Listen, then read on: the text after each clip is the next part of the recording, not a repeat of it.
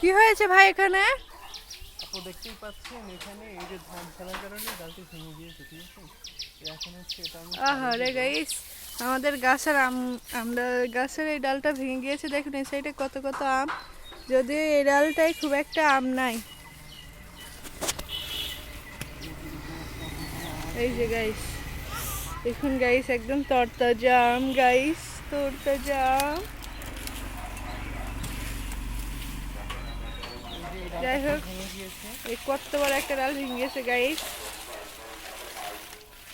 সবাই আমের ডালটার জন্য দোয়া করবেন যেন জান্নাতে যেতে পারে গাইস। দেখুন গাইস, এটা দুইটা আম ছিল।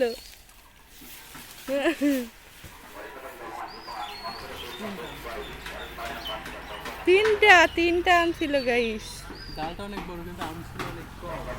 হ্যাঁ, এই ডালটা অনেক বেশি আম আছে, আর এই আমগুলো পড়ে গেছে। এই যে আমাদের বাসায় ধান চলে এসেছে, সেখানে আমি রেখে দিই। এই যে এই মেশিন দিয়ে ধান ঝাড়া হয়। তো এই যে আমাদের ধান দেখতে পাচ্ছেন, এই যে এই সেগুলো ধান না বলে স্বর্ণ বলা যায়, কারণ এগুলো একদম স্বর্ণের মতো দেখতে।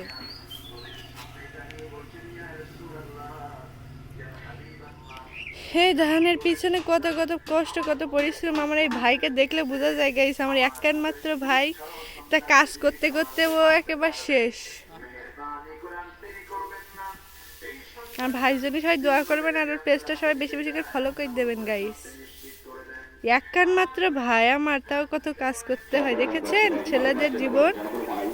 আর আমি বসে বসে শুধু আরাম করি। আমি এখন এই ধানটা খাবো।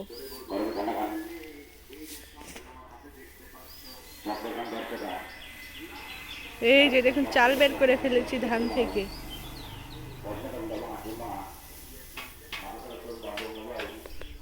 এখন আমি খাচ্ছি। আর এই যে মেশিনটা দিয়ে ধান ঝাড়া হয়, এখানে অন করে দিলে মেশিন চলে। এখন কাজ কত সহজ হয়ে গিয়েছে, আর আগে কত এখানে এখানে পা দিয়ে দিয়ে হচ্ছে ধান ঝাড়তে হতো।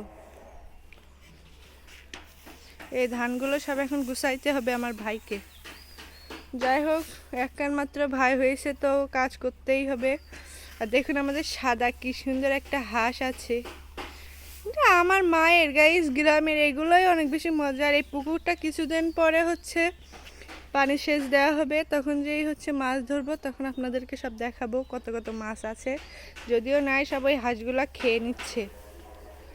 তো যাই হোক, আমের ডালটা ভেঙে গেল, সেজন্য আসছিলাম বাহিরে ওই ধানগুলার জন্য, কিন্তু কিছু করার নাই। এদিকে আমার মাও আসছে কাজ করার জন্য।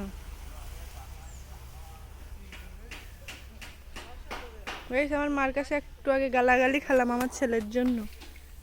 যাই হোক, ওই সে দুষ্টুটা, ওর জন্য একটু আগে আমি গালাগালি খেয়েছি। মেরেছি বলে গালাগালি দিয়েছে আমাকে, তোর জন্য আমাকে গালিগালি দিয়েছে, গালাগালি গালাগালি দিয়েছে।